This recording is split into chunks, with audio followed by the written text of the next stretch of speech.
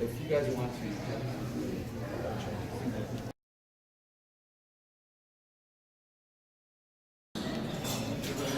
أعوذ بالله من الشيطان الرجيم.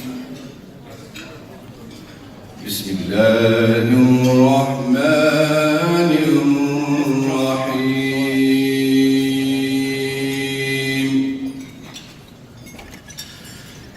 إنما المؤمنون الذين آمنوا بالله ورسوله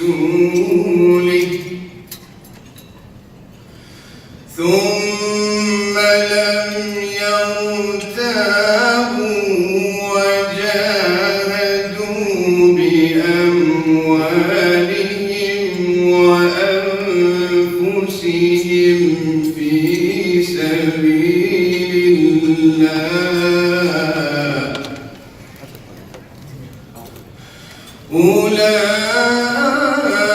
أولئك هم الصادقون.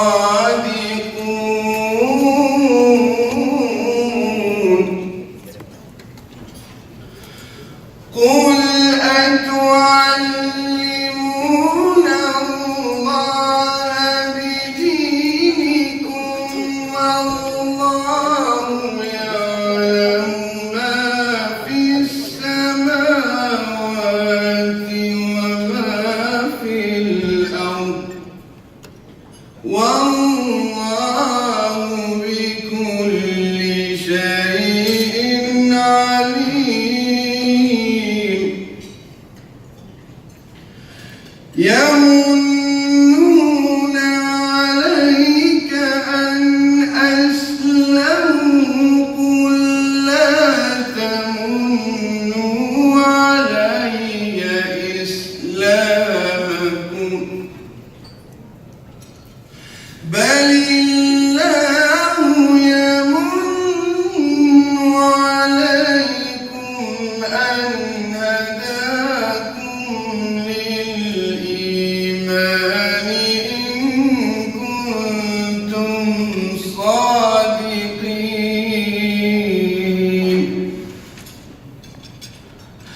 إن الله يعلم غيب السماوات والأرض والله بصير بما تعملون. إن الله يعلم غيب السماوات والأرض والله بصير بما تعملون. صدق الله العلي العظيم. جزاكم الله خير. Thank you very much. والسلام عليكم ورحمة الله. وعليكم السلام ورحمة الله وبركاته.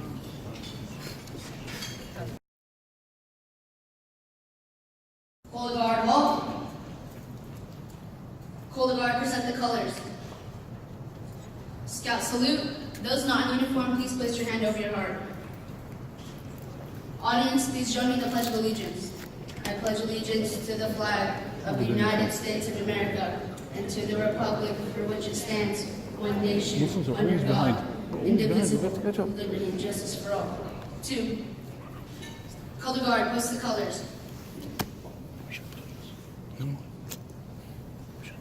Color Guard uniform. Too late. I am saying for the future. Color Guard about face. Color Guard forward march.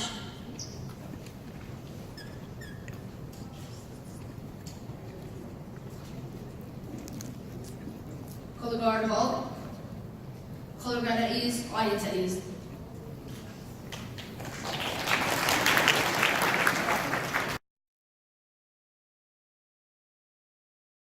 With our community responding to the call to support us, responding to the call to stand up for ourselves and to be loud and proud about who we are. And we know that it's more important than ever to be politically involved. And I know I follow the elections closely. I know I don't have to tell Houston how important elections are. Mashallah, this community has done such a tremendous job not only of supporting people running for office, but running for office and holding office, mashallah.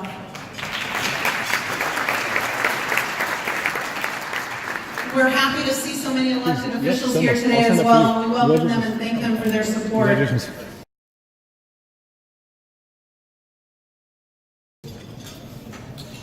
Assalamu alaikum. Bismillahirrahmanirrahim. I just want to draw your attention to this faith-led, justice-driven. I'm part and parcel of American Muslim community in Houston for the last 38 years. And wow, this community has really grown to a point where we, alhamdulillah, have inroads into almost every corridor of power, at least in this city and this state, and increasingly in Washington.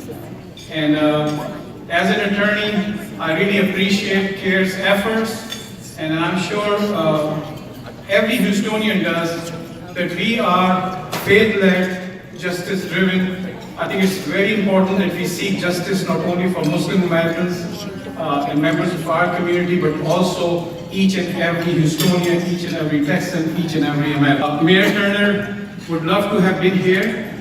He's unfortunately busy with other activities, but CAIR is an organization that he's very well aware of, and CAIR is something that every Houstonian cares about, and today has been proclaimed as the CAIR Texas Houston Day. I will not read the whole proclamation.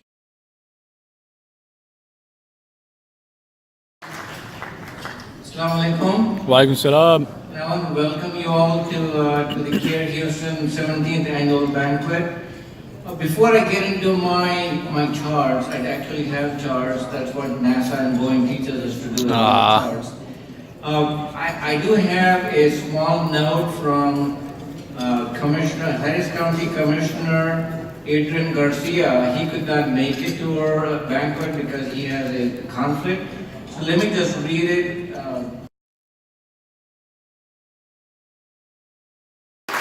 When I say we, the forces of which we've allied with, which we have asked to explain how children could be killed on school buses.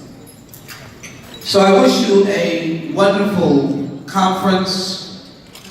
I wish you a wonderful season as we participate in our season of joy. Seasons of which you participate with, we wish you the very best. But I look forward to a keen involvement.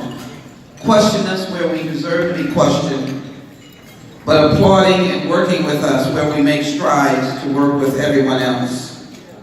Our goal in Washington is to lift all people, to be just and fair. And that is what I hope that you will see in us.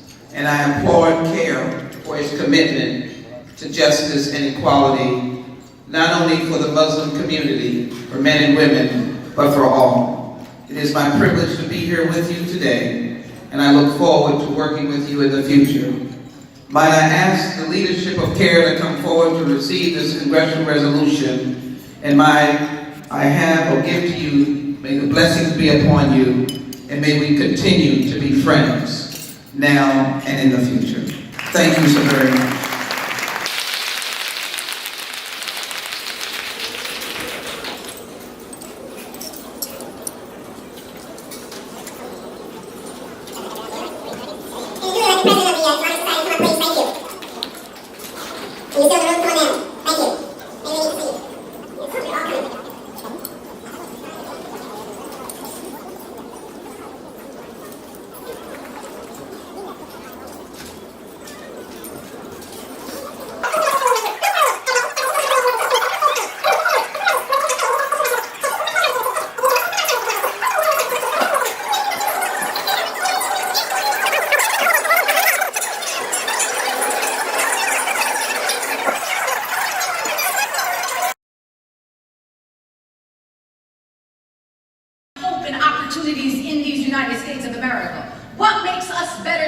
people at the borders right now that our country's saying you do not deserve to be here in these United States of America.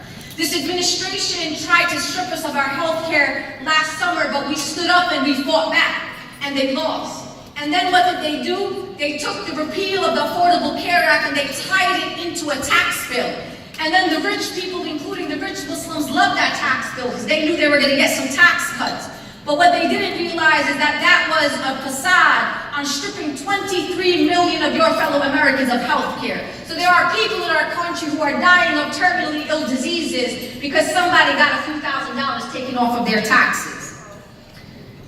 Sisters and brothers, we sold the largest arms deal to Saudi Arabia, who is now killing innocent Muslims, our sisters and brothers in Yemen. There are 85,000 children, only those that we know of, who have died of cholera, of malnutrition, who are skin and bone, sisters and brothers, in 2018, when we live in a time of abundance. There is no reason why children in Yemen are dying of famine, sisters and brothers, and we sit here in this country and we turn our eyes to the injustice that's not just happening here in this country, but what's happening to our Muslim sisters and brothers abroad.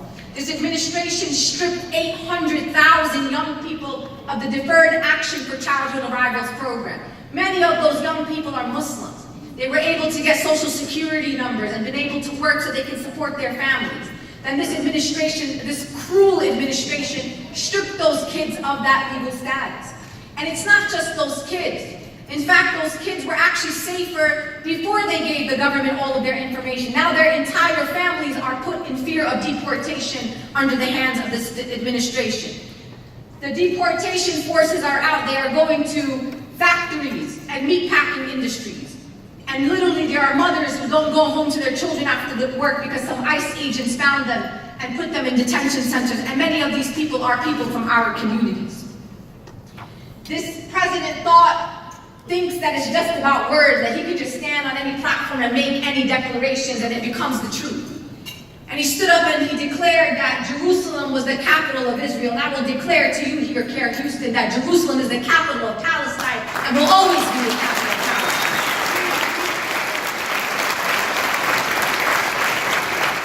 I can sit here, sisters and brothers, for the next 3 weeks and talk to you about corruption and collusion and authoritarianism and fascism. This is what we live in right now in 2018.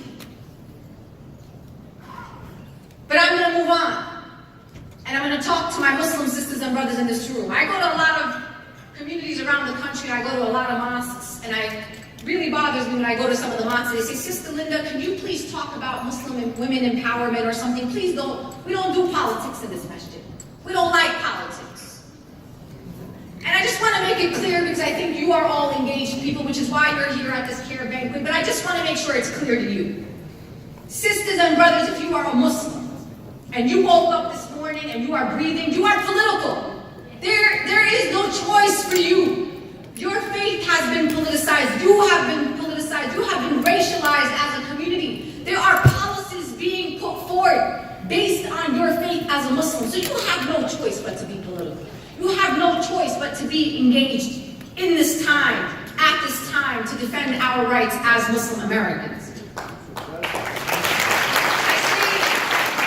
People that I didn't go to Islamic school. I went to public school. My parents are immigrants from Palestine, came here from living under military occupation. And my father was a small business owner. My mother had 7 kids in a span of 10 years, and my parents couldn't afford to send all of us to Islamic school. So we went to public school. And I'm very proud of my public school education. But I did do what every other parent who sends their kids to public school. I had to go to Islamic school on the weekends. And when I grew up, I realized I kind of got cheated out of my Islamic education.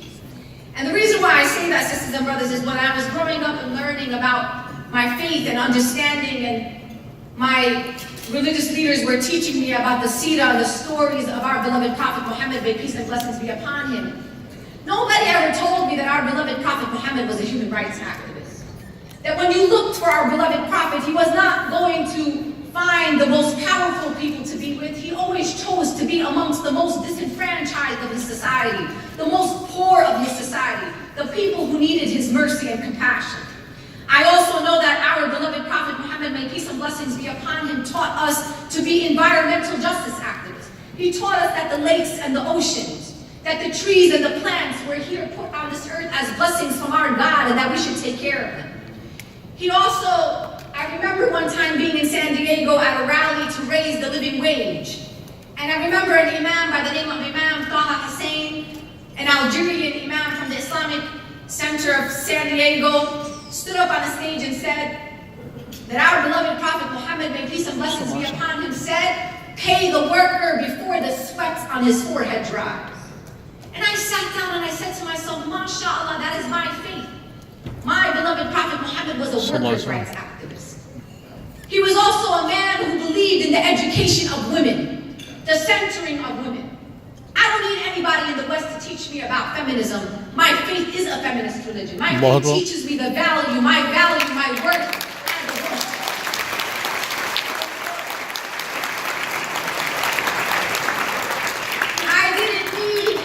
Black Lives Matter hashtag 4 years ago created by 3 wonderful Black American activists because my faith told me Black Lives Matter from the days of the founding of my faith. My prophet, our beloved Prophet Muhammad, may peace and blessings be upon him, said that white people aren't more than black people or black people more than Arabs. We are to be judged by our piety and by our goodness and not by the color of our skin.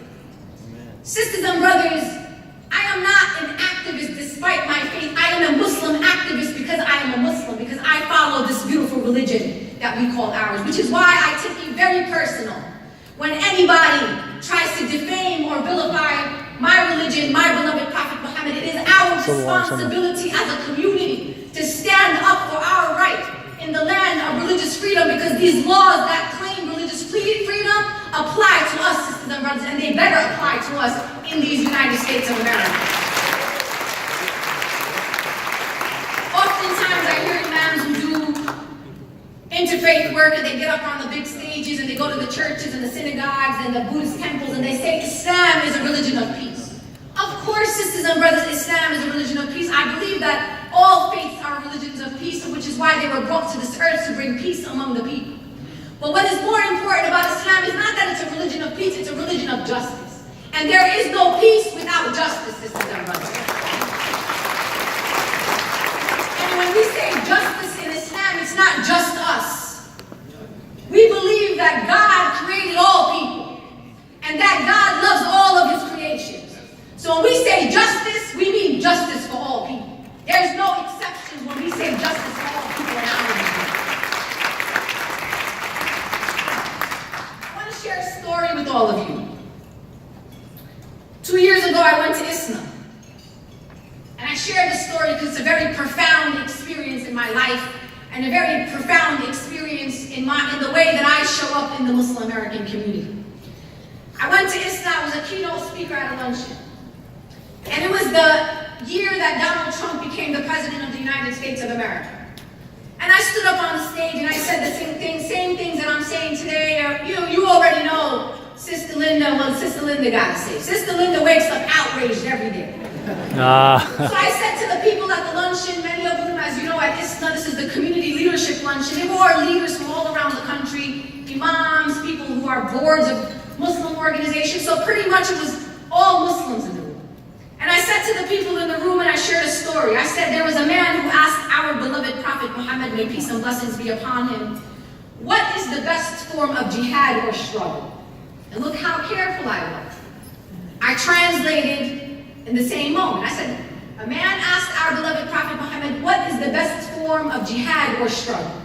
And our beloved Prophet Muhammad, may peace and blessings be upon him, responded and said that the best form of jihad or struggle is a word of truth to a tyrannical ruler.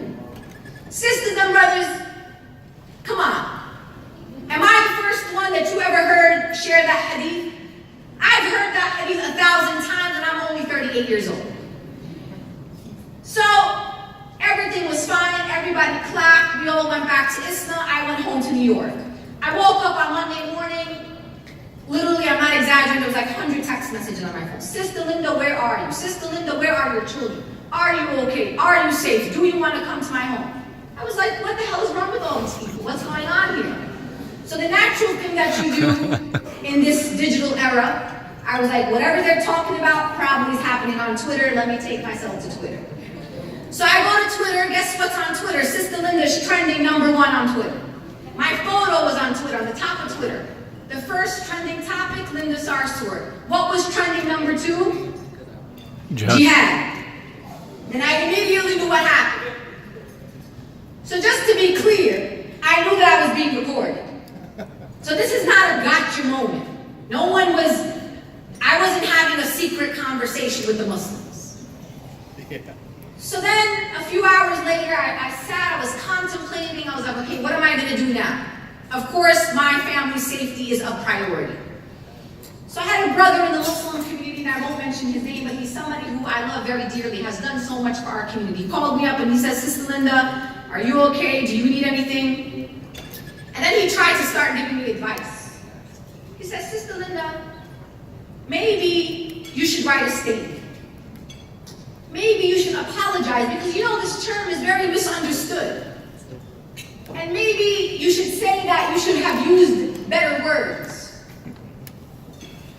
So I said to the brother, thank you so much for your advice. And then I had another brother have a similar conversation with me and sense it. But let's be clear, majority of my community was very supportive of what I was doing. But when I heard these brothers, I'm not going to lie to you, sisters and brothers, my heart was broken. And I said to myself, when you say to me that you want me to write a statement, to say that I could have used better words, I thought to myself, what better words, sisters and brothers, than the words of our beloved Prophet Muhammad, may peace and blessings be upon him. I was shocked. And what it told me about those brothers is that they didn't have the moral courage, that their iman was weak. So in that moment, I had two choices to make. One choice was to do exactly what those brothers told me. And then the second choice was, and you all know I'm from Brooklyn and Palestinian, my second choice was to double down. And I decided, sisters and brothers, to double down, and I'm going to tell you why.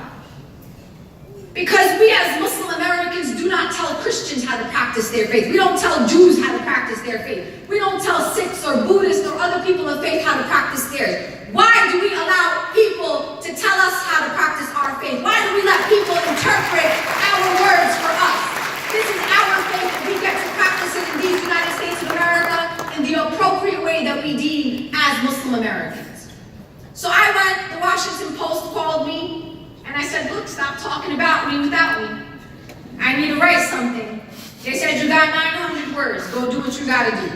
And I wrote for the Washington Post.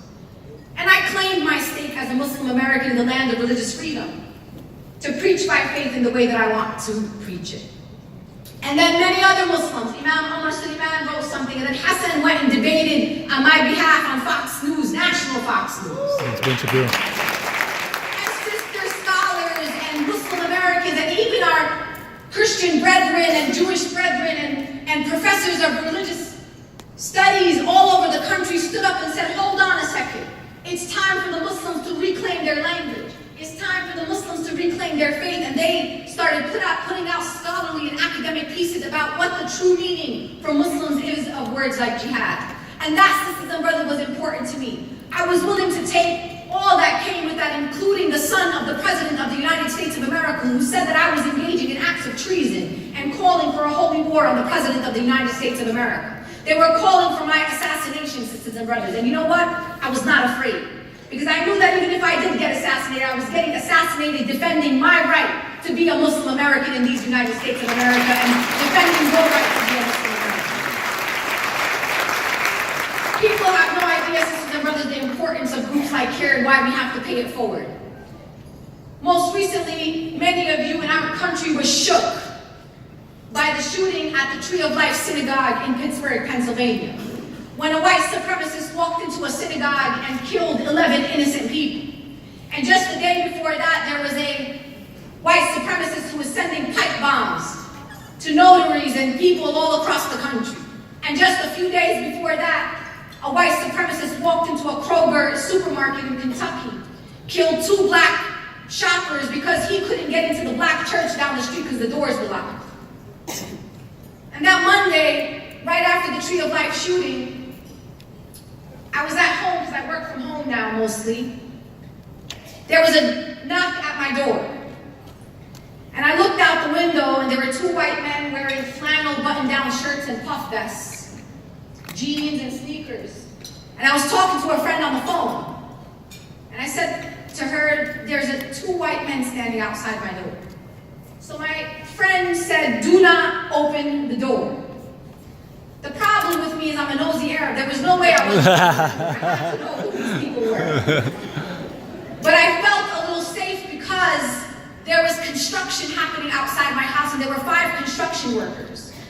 So I felt semi-safe and I said even if they were there to do something, I don't think they would just do it in plain view sight while these 5 men are outside of my home doing this construction work.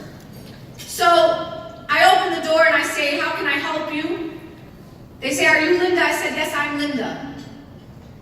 Are you Linda Sarsour? Yes, I am Linda Sarsour. Who are you? We are the New York State FBI.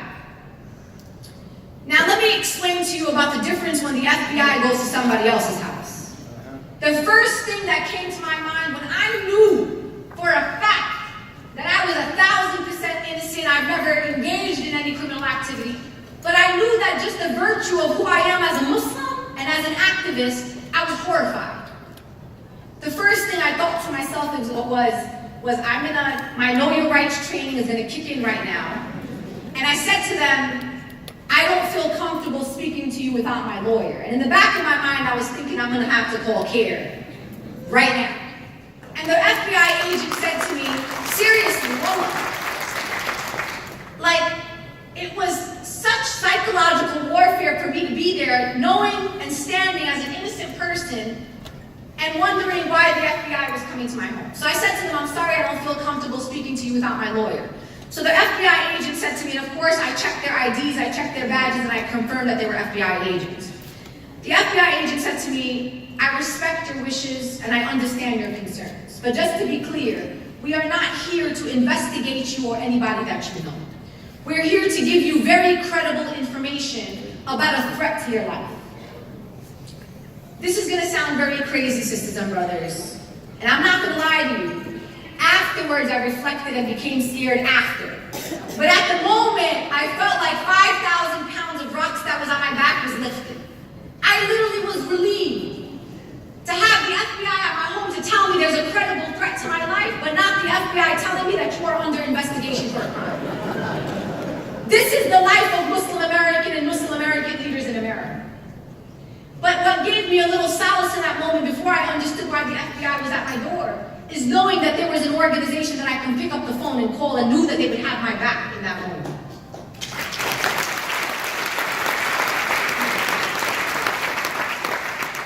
This is the moment, sisters and brothers. You know, a lot of people talk about things. They say, oh, 50 years ago this happened, and 55 years ago there was a march on Washington. And we talk a lot about a lot of things that happened in past tense. I don't care who you would have been in the civil rights movement. I really don't. I care about who you are right now. And one of the things that happens to me, and you all know this, I woke up yesterday, the Saudis were going after me. And I was like, here we go. And I thought to myself, should I be worried? I am actually worried a little bit. But the reason why I bring that up, sisters and brothers, is that I don't actually care.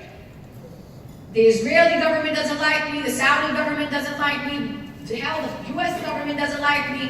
It makes me understand that I must be doing something right. If everybody likes you, you're not doing it right. You know, one of the favorite things they like to use about me, they say, you are anti-American. If you don't like it here, go back to where you came from. First of all, I came from Brooklyn, New York. Let's just be very clear about where I came from. One of the reasons why, sisters and brothers, they use words like anti-American against us is because they don't like people who remind us as Americans of our history in this country. Yes, many of our immigrant parents and great-grandparents came here to this country to find a better life, and yes, many of our families have had opportunities here that they would not have had in the home countries that they came from. And I don't take for granted that my Palestinian immigrant family chose to come here from living under military occupation so I can have the opportunities that I have here. I don't take that for granted. But just because my family came here for better opportunities, I still recognize and acknowledge and understand that I live in a country with a very dark history. And so when you stand up and you remind our communities that we live in a country that was founded on the genocide of indigenous people, on the enslavement of black people, that we live in a country who excluded the Chinese from coming to this country by passing a piece of federal legislation, that the Muslims weren't the first people to be banned. So when we say Muslim ban, they say that couldn't happen. I was like, you missed that day in school when we learned about the Chinese Exclusion Act. When we talk about deportations of millions of undocumented people, say, Sister Linda, they can't do that. That's a lot of people to deport. In the 1950s, we engaged in the Operation Wetback, where we deported 2 million people in this country, Mexicans, who didn't cross the border, but the border crossed them. And if we could deport 2 million people 60 years ago, 70 years ago, we have much more resources and technology, sisters and brothers, these days. We live in a country that segregated people by race, and I would argue with you that we still segregate people by race in this country. Let's go to our public school systems. And not only do we segregate people by race, but we in fact also segregate people by class. And we know this from Houston. You can cross one highway line. You go from mansions to housing projects. We are a country that moved to intern Japanese Americans. We decided one day as a nation to round up Japanese Americans and put them on concentration camps on this US soil. When we talk about not allowing refugees to come into this country, we, sisters and brothers in this country, in the 1930s, we actually turned our back on Jewish refugees who were trying to come to this country for safety and security. So we too, as the United States of America, are complicit in what happened in Europe to the Jewish people when we turned our backs on those Jewish refugees. And here we are in 2018 when everyone said, yep, we ended slavery. And they forget that we have an amendment in our Constitution that says we ended slavery except for people who have felonies. So now we have what we call modern day slavery in the form of mass incarceration. You live in a country that holds a quarter of the world's prison population. How are we, sisters and brothers, not the largest country in the world and definitely not the most populated? How do we hold 1 out of 4 prisoners in the entire world? And every day we walk out with nice clothes and nice things, and we don't actually know that it's prisoners who are making our clothing, all the products that we use, and making 10 cents an hour, maybe even 5 cents an hour. And when we were looking at the horrific fires that were happening in California, those people aren't valuable enough to put back into the communities after they served their time, but apparently they're valuable enough to put their lives on the line to try to put out fires in California. And we just let it happen. No outrage.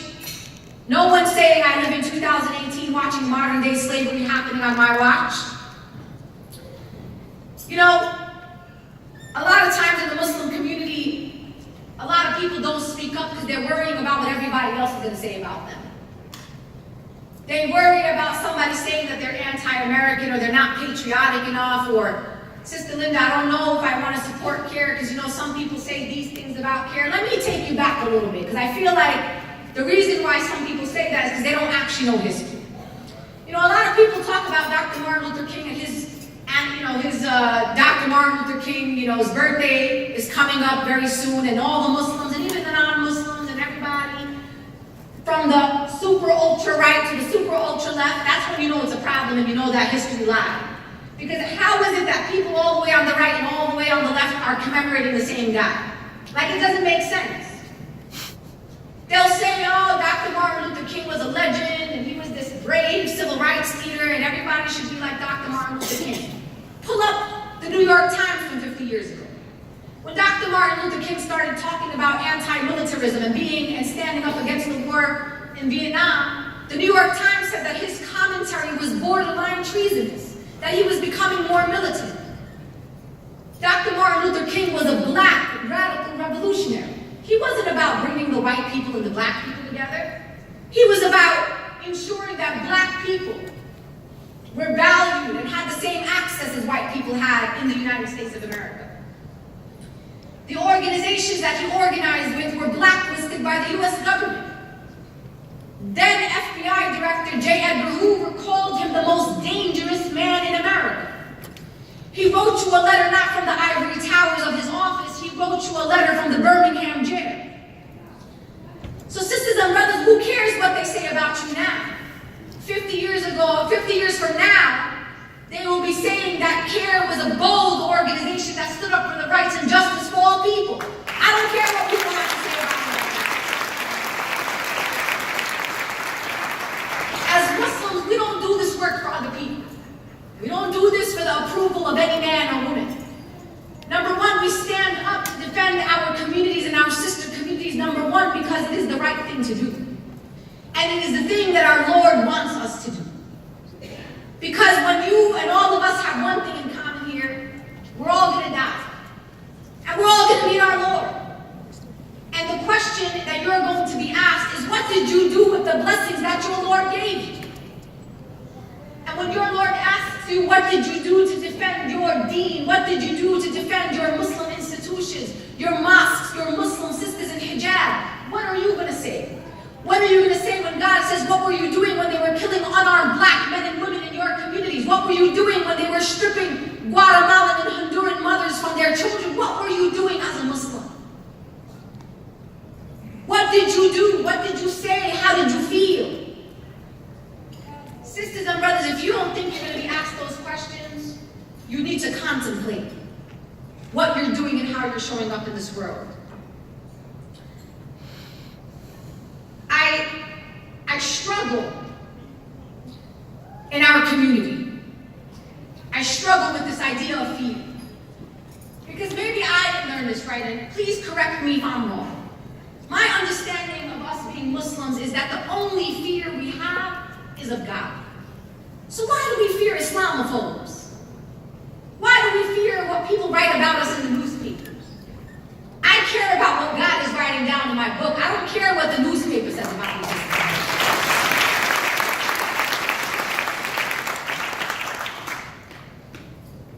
I say to the Muslims all the time that when the Islamophobes attack our masajid, when they come and vandalize the mosques, do you think that an Islamophobe goes online and Googles and says, let me figure out if this masjid is Shia, or if they're Sunnis, or let me see what madhab this imam follows, or where did he study? They don't actually care. When they stop a Muslim sister, or they assault a Muslim sister, they don't stop her and say, excuse me, are you from Bangladesh or Pakistan or India? They don't care where that Muslim sister is from. And I always ask my Muslim family, if the Islamophobes are treating us like we are all one community, why are we not acting like we are one community?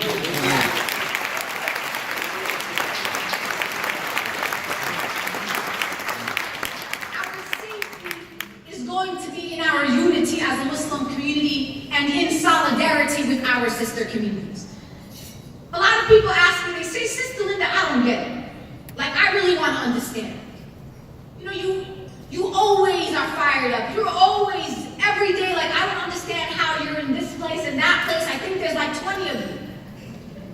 And I don't know, Sister Linda, where you get all this courage. Where do you find it? Because I want to have this courage. First of all, everybody has courage. You just have to figure out how to unleash the courage you have. Allah gave us all courage. The question is, are you going to embrace that courage that you have been given? And I tell Muslims all the time, you know why I am who I am? And I always say it, it's my signature line, I'm going to trademark it.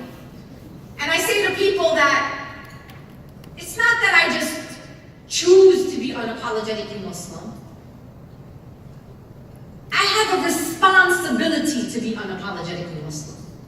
I have a right to be unapologetically Muslim. Let me tell you why. Because I wish that our Islamic schools, in particular for the children and great-grandchildren and great-grandchildren of immigrants who come to this country, if they in fact understood our legacy as Muslims in America, every Muslim would have the moral courage to stand up and be unapologetic. Because for me, as a Palestinian American Muslim, a light-skinned Arab American, I trace my legacy as an American Muslim back to Muslim expeditionists from the 1500s. People who were exploring this land before it was called the United States of America. I trace my American Muslim lineage to galley slaves who built the first English colony, Roanoke colony that you know now as the coast of North Carolina, Turks and Moors. I also, as an American Muslim, trace my lineage to enslaved African Muslims, who were 25 to 30% of the enslaved Africans who were forced to come here to the United States. And let me be very clear when I say enslaved African Muslims. When the white folks went to Africa, there was no enslaved people. They were human beings with families and resources and land and aspirations and dreams. And they enslaved them and brought them here to build this nation. And sisters and brothers, I always think about enslaved African Muslims. And I think about how they figured out how to still be Muslim under the watches of white slave masters. And how they figured out how to pray, watching the sun rise and the sun set. They watched their wives raped, their daughters kidnapped, whipped by white slave masters. And even through all of that, sisters and brothers, they still believed that there was God. And because of them, when they became semi-free people, because black people are not wholly free in this country today, but when they became semi-free people, they built the foundation and the pathway for our immigrant great-grandparents to come to America and so they can be unapologetically Muslim. Your Indian grandfather didn't show up on an airplane and walk out of the airport and say Assalamu alaikum and go look for a mosque that just happened to be there. We have to remember that somebody sacrificed for you to be in this room and sit on these seats today and call yourself an American Muslim. And in honor of those people, our enslaved Muslim ancestors, that I stand here unapologetic. Sisters and brothers, our indigenous family has taught us that you don't work for the next generation, you work for 7 generations to come. And I want you to think as a Muslim American, what are you doing for 7 generations of Muslims to come? And I have this nightmare, sisters and brothers, that I will leave you with. I think about a Muslim family 100 years from now, sitting in a quiet basement, looking around and saying, why don't our wives wear hijab? Why don't our daughters wear hijab? Look at these beautiful multi-million-dollar masajid. They are empty. No one goes to the mosques. Look at the Islamic schools. They're boarding up. Our kids don't even want to tell anybody that they are Muslim. What were those Muslims doing 100 years ago? Why didn't those Muslims stand up for our rights to be Muslim in this country? Why were those Muslims silent in the face of oppression against our communities? Sisters and brothers, do not let that be our story. 100 years from now, I want Muslims to stand up and say, MashaAllah, we are so unapologetically Muslim because Muslims 100 years ago were courageous and they stood up for us and they fought for our right to be unapologetically Muslim in this country. It is because of leaders and groups like CAIR that we can practice our faith fully and freely.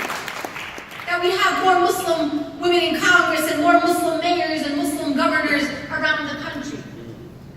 Sisters and brothers, that is not for anybody else and nobody else's responsibility but yours. Investments in groups like CAIR is an investment in future generations of Muslims to come.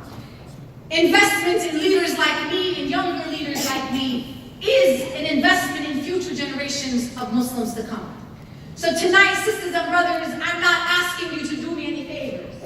I am asking you to invest in the defense of our beautiful faith in this country and our right to practice our faith in this country. I'm not asking you just to give whatever you thought you were going to give when you come here, because let me tell you something about charity. Sadaqah. When you put your hand in your pocket and you give, if it doesn't hurt, if you didn't sacrifice, that's not true giving, sisters and brothers. What I'm asking you to do tonight for CAIR is I need you to sacrifice. I need you to say, you know what? Next week I was promising my wife that I was going to get her a a Mercedes-Benz, but you know what? I think I'm gonna get her a Nissan Pathfinder instead. I need you to think about something that you're gonna give up, just a little bit. I'm asking you, sisters and brothers, to give with sacrifice. That's the kind of giving that we're looking for here in CAIR. You, sisters and brothers, are in the South. In fact, you need CAIR more than a lot of other communities need CAIR. And it is your responsibility as a community to ensure that this chapter has everything that they need so that they can defend your rights and the rights of our youth and our sisters and our Islamic institutions and the rights of your sisters and brothers who live amongst you in the Houston community.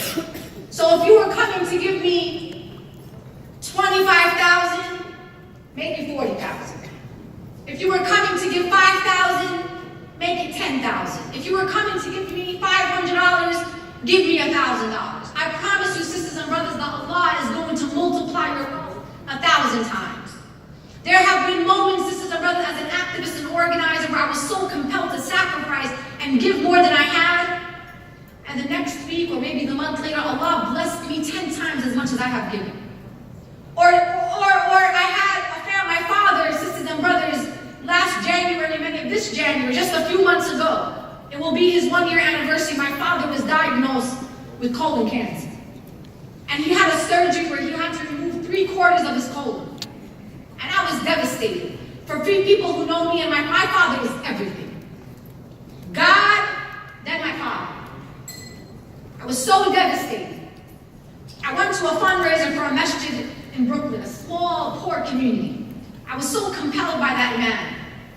He moved me, and he asked for me, all of us in the room, to give with some sacrifice. And wallahi, sisters and brothers, I wrote this check, and I was like, Ya Allah, please give it back to me in the ways you know in which I need it. Sisters and brothers, my father had a surgery, a very serious 7-hour surgery. And my father sits today 100% cancer-free. Sisters and brothers, we all have people who suffer in our families. That giving to CAIR tonight is sadaqah, it's zakat. For those of you who care, it's tax deductible. I know some of you care about that. But I'm telling you tonight, sisters and brothers, please give with some sacrifice. And I ask Allah to bless you all, to bless your families, to protect you, to protect our Islamic institutions, to protect our leaders and our imams. I ask that God protect all of our sisters and brothers who are here, people of other faiths, people of no faith. May God protect our families. May God instill in us the moral courage to stand up for justice, even when it's not the most convenient. May Allah allow us to speak truth to power, no matter the consequences. Amen. And I ask, sisters and brothers, that you make dua for me and my family and for my children. Amen. And I pray that tonight is a successful night, and that Allah blesses all the leaders that have stepped up to lead this wonderful chapter here in CAIR-Houston. And I want to bring up a brother who's going to be up here with me, because now is when we get the job done.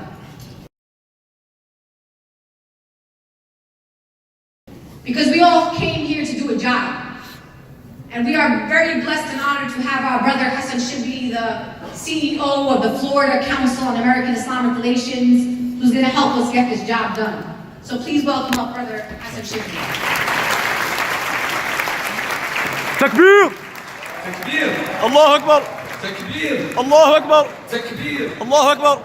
بسم الله والحمد لله والصلاة والسلام على رسول الله أشهد أن لا إله إلا الله وحده لا شريك له وأشهد أن سيدنا محمدا عبده ورسوله السلام عليكم ورحمة الله وبركاته وعليكم السلام ورحمة الله جزاكم الله خيرا. Our dear sister Linda, may Allah subhanahu wa ta'ala protect you and accept you Ameen. and facilitate for many more to follow your example of unapologetically standing strong for our faith, unapologetically standing strong to defend justice and to reflect the beauty of our faith in serving humanity and reflecting the message of mercy that Muhammadun Rasulullah sallallahu alayhi wa sallam was sent with. My brothers and sisters, Allah subhanahu wa ta'ala has given us a tremendous gift, and that is He has chosen us to be the ambassadors of prophetic mercy to humanity. He has chosen us to be the Khalifa of Allah on earth, His representative. And what is the role of the representative of Allah on earth? It is to establish justice amongst humanity, to stand strong for the poor and the oppressed and the disenfranchised, fearlessly, fearing none but God, seeking the pleasure of God through sincere service to humanity. This is a tremendous gift to be chosen for such critical work. And I'm going to ask the wait staff to not be distributing anything right now because I need all of your full attention. And in fact, turn up the lights a little bit because I need all of us to be fully focused on what we're about to do here. You know, when I heard my dear sister Linda describe 2 FBI agents coming up to her and telling her that people are gathered against you, I remembered the verses of the Holy Quran. إِنَّ النَّاسَ قَدْ جَمَعُوا لَكُمْ فَاخْشَوْهُمْ فَزَادَهُم إِيمَانًا وَقَالُوا حَسْبُنَا اللَّهُ وَنِعْمَ الْوَكِيلُ. Allah subhanahu wa ta'ala describes the believers as who? Those who, when they stand strong for justice, when they challenge oppression, when they stand up for the disenfranchised, when they stand up for human rights, people tell them that the people have gathered against you, so fear them. And what is the response? It only increases them in faith, and they say God is sufficient for us. My brothers and sisters, the freedom that we enjoy as Muslims in America, it is a freedom that generations have shed their blood for us to maintain. It is a freedom that Malcolm X and Martin Luther King paid for with their life, my brothers and sisters. They gave their blood so we can have this gathering here today of a diverse community standing strong to protect justice. My brothers and sisters, we are not being asked to give our blood today to maintain this freedom,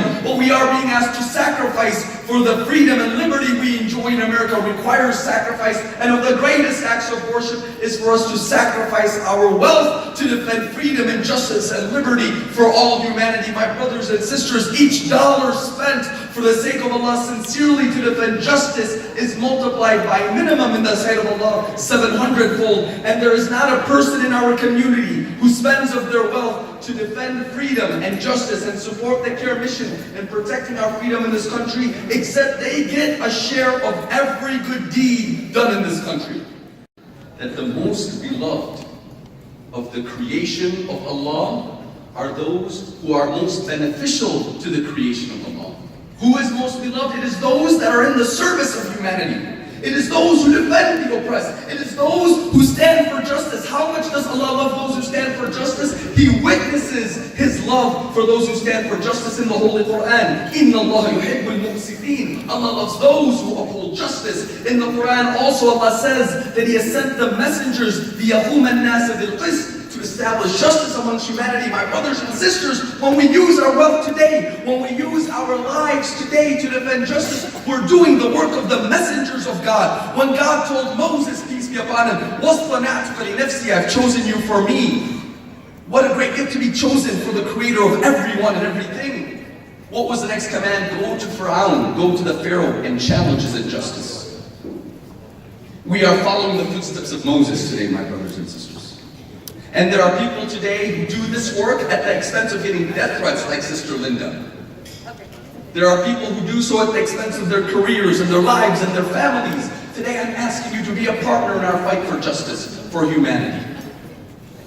As Muslims in America, we will not tell people what we are not, but we will show them what we are. We want to establish our reputation as the defenders of justice for all people in this country. At CAIR, Florida, where I come from, Alhamdulillah, we've grown to be one of the strongest civil rights organizations for everyone in the state of Florida. And that is the vision that we have for CAIR-Houston. No, I did not say the strongest Muslim civil rights organization. I said the strongest civil rights organization. So that when people are oppressed, when people have fear, they turn to the Muslims and know the Muslims will protect them. For of the most beloved deeds to God is to relieve the difficulty from your brother or sister in faith and in humanity. And that's what we do. We give people peace of mind when they are terrorized. Almost every single day I get a call from a community member who's visited by the FBI, and they're literally in terror. They're so afraid. And I tell them, brother, sister, don't worry about it. We got your back. And it just gives them such peace and tranquility and happiness. And I will tell you this, my brothers and sisters, this work is overwhelming. It is difficult. It is challenging. Only God knows how little Linda and myself, Brother Mustafa, as he's been part of the CAIR family, how little we see our families, how little we get to do what we want to do. Instead, we're always on the road trying to do what? Reminding the community. And this is a very important point. I want your attention for this point. What are we reminding the community about? We're reminding the community of why you are here in America. We're reminding the community, why are we in America? We came here seeking freedom and liberty. That's why many of us as immigrants decided to come to this country, because this country, at least on paper, offers us more freedom and liberty than any other nation. And yet, we've often invested very little in that freedom and liberty, in protecting it for future generations. We cannot take our safety and our freedom and our liberty for granted, my brothers and sisters. We came to America seeking freedom and liberty and justice and equality under the law. Let us establish our reputation as the forefront protectors of civil rights and justice for everyone in the state of Texas tonight. Let us build that foundation. Remember, to be chosen to defend justice, that is of the greatest acts of worship. And Allah subhanahu wa ta'ala says, أَنْفِقُوا فِي سَبِيلِ اللَّهِ, spend in the path of Allah and don't lead yourself to destruction. What does that mean? My brothers and sisters, when we don't spend to defend civil rights and justice, well, others are spending to undermine that freedom. Others are spending to promote fear and hate. And if they are spending out of their hatred more than we spend out of our love, then they will be successful and then we will be doomed. Then we will face real injustice and persecution. So why do we do this work? I'll tell you, as I was mentioning, that only Allah knows the sacrifice, and I'm going to ask you for your investment in a minute. So start reflecting what you can contribute to this cause tonight, so you can get the reward of this. Once I had traveled to Detroit, and I was regretful. I traveled to Detroit to do a Know Your Rights training, and I said, I wish I just stayed home this weekend. I'm tired. It's overwhelming. And I did a Know Your Rights presentation. And when I did the Know Your Rights presentation, at the end, a 9-year-old Muslim girl comes to me and she says, Brother Shibli, you make me feel, CAIR makes me feel safe to be a Muslim. Allahu Akbar. CAIR makes me feel safe to be Muslim in America. That's what you're investing in, the security of your children to be proud of their faith and identity and show humanity what we are about. That's what you're investing in tonight. So tonight, as I ask you right now in a moment, to invest in the CAIR mission, remember the verse in the Holy Quran, لَن تَنَالُوا الْبِرَّ حَتَّى تُنْفِقُوا مِمَّا تُحِبُّونَ. You will not attain the love of the Creator until you give from that which you love, until you sacrifice. The Sahaba had to offer real sacrifice to defend their freedom to worship God. And tonight we're asked to offer sacrifice. So what will your sacrifice be? When God meets you and He looks at you and He will ask you, my servant, I gave you so much wealth and success. How much of your annual budget was committed to defending that freedom that I gave you to practice your faith and making your children feel safe and secure? What will our answer be? Make sure this is something that you can be grateful to God for. I'm grateful that Allah has chosen us for this purpose. Remember, Allah subhanahu wa ta'ala says, لَن تَنَالُوا الْبِرَّ حَتَّى تُنْفِقُوا مِمَّا تُحِبُّونَ.